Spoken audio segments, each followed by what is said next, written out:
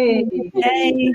Hey, good afternoon. We are the Business Blondes, and you are interested in business and flipping awesome for joining us today. And my goodness, have we got a show for you? I tell you what this show is. It's out of its world because we've got a top astrologer with us. Yes, Prue. It's written in the stars. Everybody's watching. It's written in the stars. You are meant to be here today. Ask questions about astrology. Put it in the chat box. We want to know what's going to happen in the future. So join us in the chat. You don't need one of these, a crystal ball. We've got an astrologer here. So we want to find out what the future's got in store for us, our businesses, and everything in the world at the moment. So welcome to our fabulous show. So let's just go around the room. You know the usual people here, Sam, Kim, and Penny. So how have you been, Sam? Oh, I like that, Kim, don't you? We could be known the new duo called Sim. I'm very well, thanks, Caroline. Really well. I think this week for me, I wrote about it actually last night because it's all about positivity. SMEs, I say this every week, they just absolutely amaze me at the year that we've had. I did a little test with one of my mastermind groups. How positive do you feel out of 10? And the average came back at 7.7. I mean, that is just amazing after, literally this was day one out of lockdown. Perhaps that's what it was. And we were feeling 7.7 as a group going into next year. So my question was, how positive do you feel about your business in 2021? And the average score was 7.7. That's immense, isn't it? Yeah. Brilliant. Well, yeah, there's a great positivity out there. I think we couldn't have got lower than we have done this year. So the only way is up, I think. So Kim, how's your week been? Yeah, it's been good, thank you. It's been fun packed as ever. I got the joy of starting the week with my little girl's 4th birthday. So you can't fail but be on a high, can you? No, how wonderful. And so she's a Scorpio, is she? No, she's Sagittarius, is she? Yeah. Sorry, shouldn't I? We're going to learn more about all that, I'm sure. So that's lovely. It's a lovely bit of celebrating amid the gloom of the bleak midwinter. Thank you so much, Kim. Penny, how's your week been? Yeah, it's been great. I'm really excited actually because this Saturday is Small Business Saturday. You know, this annual celebration. You know, people must follow it on @SmallBizSats UK and hashtag. I've created, I don't know whether anybody else is going to join into it. I've created a really nice Instagram, an infographic, I should say, to go out with some information for people. So I'm really excited about this week. I agree, there's some positivity, but I suppose my big message is this Saturday we've all got to go out and buy from small business. We've got to go out and do our Christmas shopping, and even if they are a little bit in fear, because I think a lot of small businesses are struggling when you walk through the door, the gel, the masks and everything. Let's just support them and love them this Saturday and make them feel great about their month ahead. I agree. I went out for dinner last night and I got the first hair of today. So single-handedly keeping the economy afloat. This week I did a vision board workshop, one-to-one with a vision board facilitator. So I now have a vision of what I want for the months ahead. And sometimes we need to see it to believe it. And that's sometimes, I guess, is an effortless segue into astrology. I don't know if it is predicting the future. I once went out with the editor of the Daily Express for lunch, and the way he was behaving, I thought he's got to be Pisces. So and this is an editor of a Fleet Street tabloid, and I just come out with it. You must be Pisces, and he said yes, and I thought brilliant. 1 in 12, I nailed it. He said you've looked at my details, haven't you? And I hadn't. And I was really disappointed that I'd nailed a 1 in 12. He wouldn't give me the credit for it. Anyway, I thought I was pretty spot on there. So Prue, welcome. And tell us, please, what is astrology? Well, that is such a great question. And it's been really interesting hearing what everyone's been up to the week, because I think people naturally are pulled to do things during their week, which is very much connected to the influence of the planet. So, for example, on Monday morning, we had a full moon. And a full moon is a time that we have each month of great intensity. And basically, this was also a eclipse full moon. So it adds more symbolism, more strength. What I tend to see with my clients and my family around me is that the energy is building and building. There can be more tears in my household. I've got a 5 and a 7-year-old. My son was born under a full moon, so I definitely see him behaving more intensely, could be the word that I'm looking for. And so it's just understanding, in a nutshell, astrology can help us live our life in the right gear. It's not about sitting there, with Mystic Meg, predicting the future. It's about understanding that everything happens in cycles. And once we can understand what the cyclical nature is, the more that we can understand that this too shall pass. That yes, 2020 was always going to be a game-changing year. Tricky, challenging. We have 3 massive 800-year cycle, 30-year cycle, and 80-year cycle all completing. So there has been a lot of stress, tension, fear, confusion, you name it, everybody on a collective level, but on a personal level.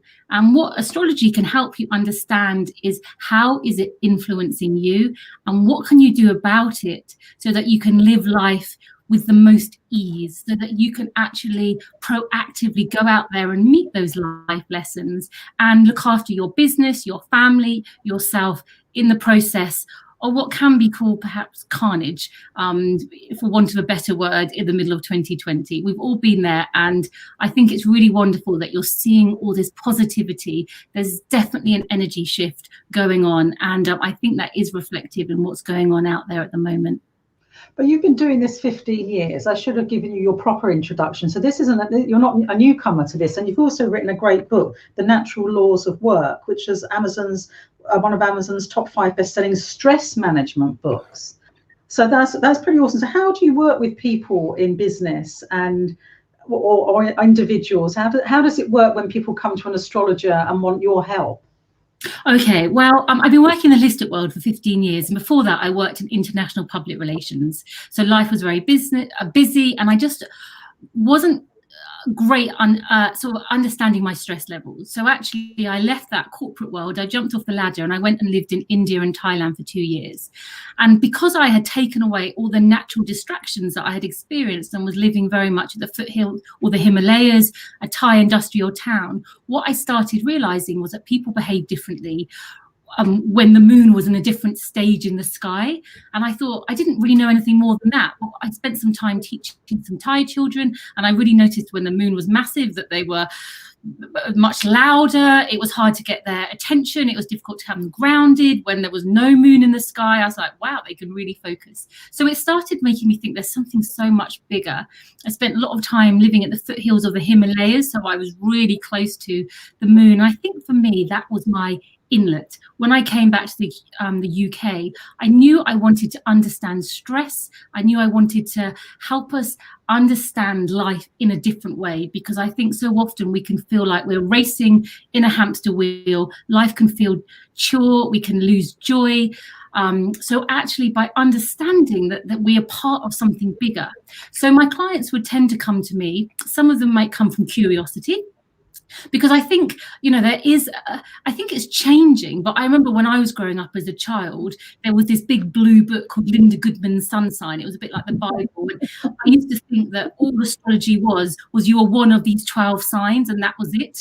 And I'm a Cancer sun, which perhaps we would say a star sign Cancer. And my mum would always say, oh yes, very moody. And I thought that was me, that summed it up. Now I realise there's so much more. Basically, the moment that we're born, we all have our individual natal chart, which is unique to us. And that's very much our blueprint for life. It will really help us understand what the conflicts we experience, why we behave differently. Because I see with my clients is that when they're going through a stage of confusion or uncertainty, they look for other people. They say, okay, that person looks like they know what they're doing. I'll try and copy what they're doing. But actually, we're all here on our own unique journey. And what works for our sisters, our brothers, our husbands, wives, isn't right for us. We need to honor ourselves. And the astrology chart shows you exactly very much our purpose for being here. And also, so that's what I would work with clients to help them understand really what is their purpose, what is their pathway, especially when they're feeling like the way ahead isn't always clear.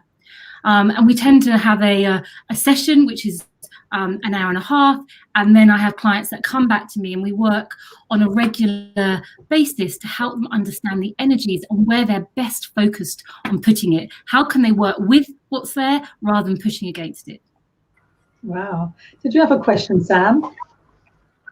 Well, I was just going to say, for somebody that's, quite naive to astrology, and like we were chatting, weren't we, just a minute ago before we came online, and I am one of those people that thinks that it's just about looking at star signs, and I'm a Scorpio, so therefore I go to the rag and I look at what does that mean for me this week, and that's what I thought astrology was. So it's obviously so much more than that, and it can, what you're saying is guide us, but in what way? So in what way does it define me being a Scorpio or anybody else's star sign? Why does that matter if there's so much more to it than that? That's such a great question, Sam. And I think what you've just vocalized is how so many people think of it. I know my husband and perhaps my dad would definitely be in that sort of gang as well. And the thing is, there is nothing wrong in looking at the newspaper and looking for the your sign.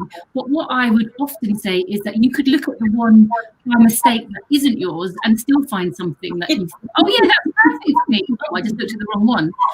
Because they're not specific. It's not unique to you. It's basically a feel-good couple of sentences that's like, oh yeah, I'm on the right track.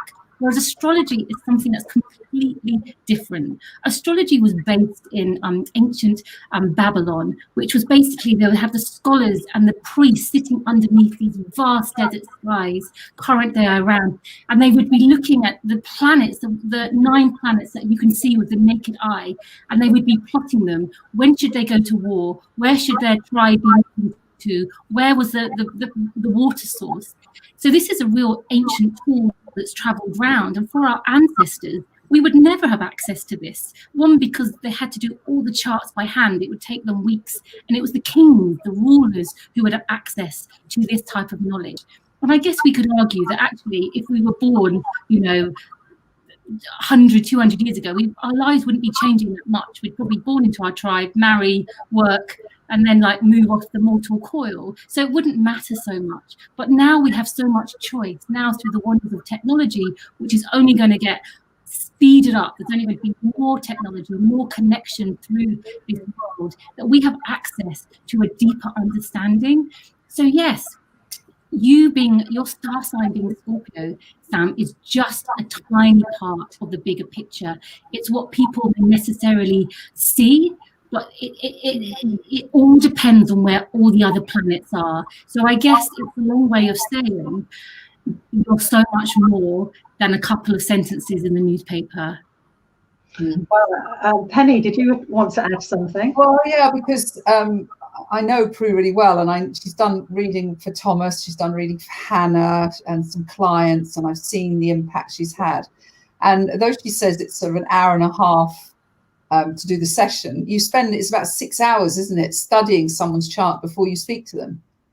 I do, yes. So to actually look at someone's chart and actually bring it to life, there's a lot that goes on around the chart, and I feel like it's actually about really honoring that. It's not necessarily about it's actually a gateway into someone's life and their soul. So it's always really important to get their permission before you have a look at their chart, and to see, you know, the conflicts, the fact, what makes us human, what do we wrestle with, what are the parts that we don't want the world to see. Yes, there's a lot that goes in. It isn't necessarily just typing in a birth date into the software and talking about that. It's actually really honouring a very ancient practice, which has been carried down the centuries. And there's commonality, isn't there, in us all, because we're all on this planet.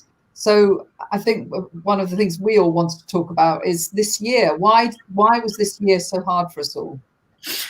Right. Well, you know, in the astrology world, we always knew that 2020 was going to be a game changer, and we didn't know why. I mean, there would be some astrologers that would probably produce a blog and mention that there could be this, you know, global pandemic. But for me, that was always part of the shift that was happening. So we had this conjunction of two very big planets, and these planets collide every 30 years, and something big happens to humanity. It was the outbreak of World War I. The AIDS was first recognized.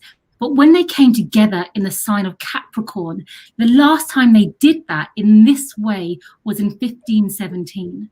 And that was a really powerful time in the world. It was when Martin Luther hammered his 75 thesis into the Wittenberg Cathedral and said the power of the Catholic Church is too great. The corruption is unknown. And actually it started the Reformation then. So what we've been seeing now is that corruption, we've been seeing anything that's been hidden has been coming out.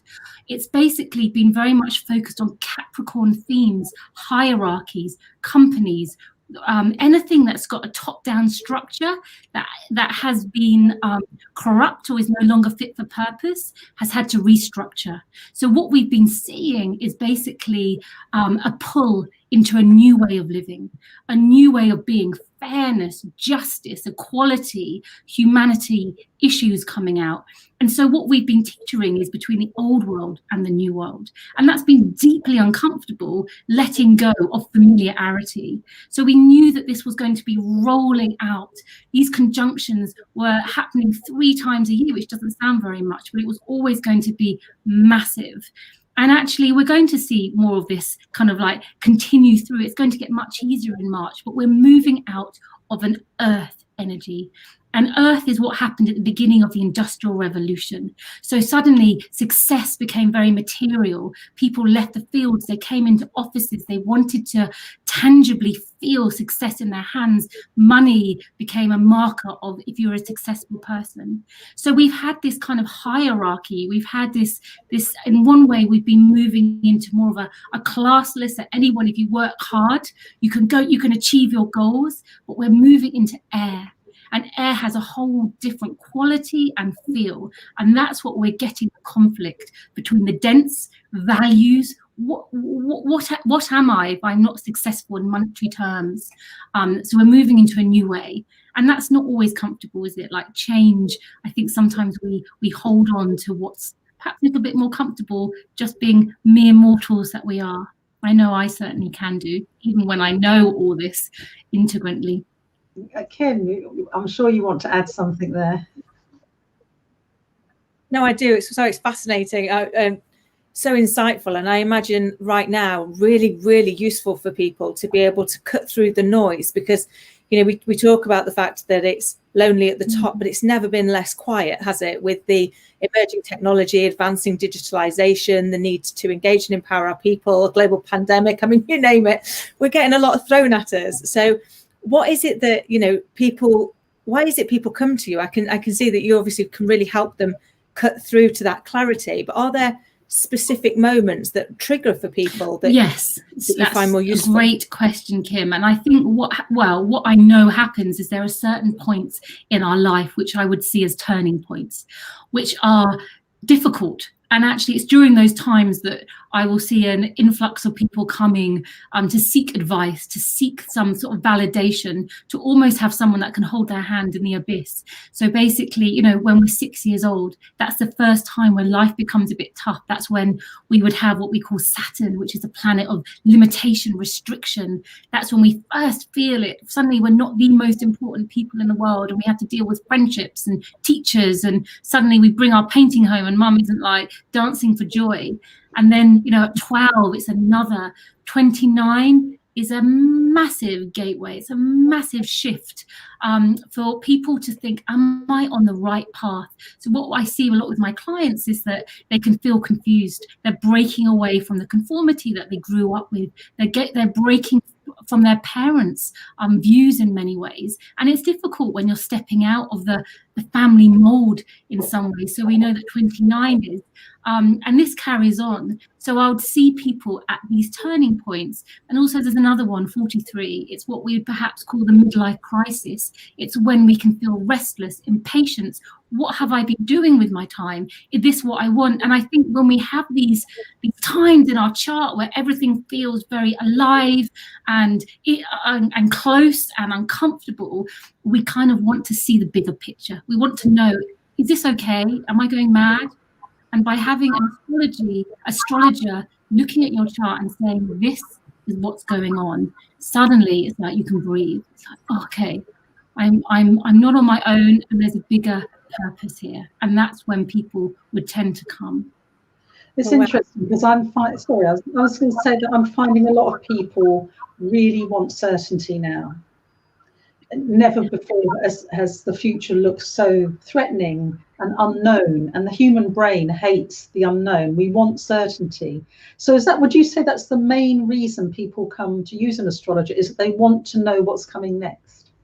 Yes, I think so. I would wholeheartedly agree. And there are some people that would have more air or more fire in their charts, that would be embracing the unknown, that, oh, bring it on, come on, I want to go out there all guns blazing. And there are other people that have more water, that are more emotionally connected, that suddenly feel that they're really on unsteady ground, people that have really strong earth. The Sagittarius is fire. We've got the Virgos, we've got the Taurus, we've got the Capricorns, where actually tangible connections are what makes them feel safe. So fundamentally, if your world doesn't feel safe, it's harder to deal with the change. It's harder to deal with this shift that's going on. So yes, I would see perhaps the fire sign who likes the unknown, that's got more trust and more spontaneity into life, is looking at what the opportunities. What can I do? Where can I, get on the next wave that's going on? What should I be interested in? And then we'd have more of a water, more the sensitive side that's like, I feel very scared. I feel really alone. And then we'd look at, okay, how can we support you during this time? Because it isn't necessarily about, looking at your chart and then, I kind of know I'm upset, but actually what can we look to in your life? Where can you get that support? Because we've all got these 12 planets. We've all got fire. We've all got earth. We've all got water. We've all got these different elements within us. And it's about finding out how you can channel and engage with it. And I think that would be a big part of people leaving our time together feeling renewed, feeling hopeful, feeling more clarity. That's my key thing. I want my clients to feel clarity about their next step forward. Did you want to say something, Sam? I was just, I found this absolutely fascinating. And a couple of things. So basically people, like you said, Caroline, there's so much uncertainty. We just want answers, don't we? And that's what you're almost, going through all the treacle and coming up with those clarity and the answers to what's next, which is lovely. I want to book a session with you, Prue, I really do. But what I was really interested to ask as well is, what is the next stage? You said 43. Unfortunately, I've passed that one. So what's my next one?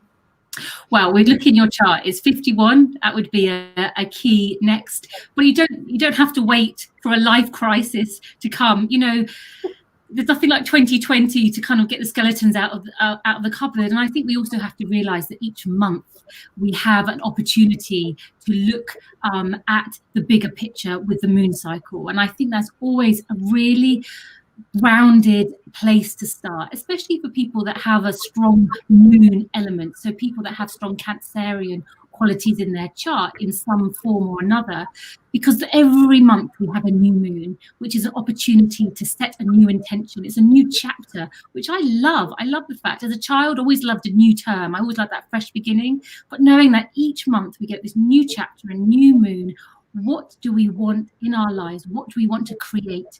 And we can put our intentions out there. We can be as dramatic or as undramatic as we want. I have some clients that do rituals galore and will take that whole night off, and I have others that are just happy to kind of like throw a wish out there on racing up on the school run.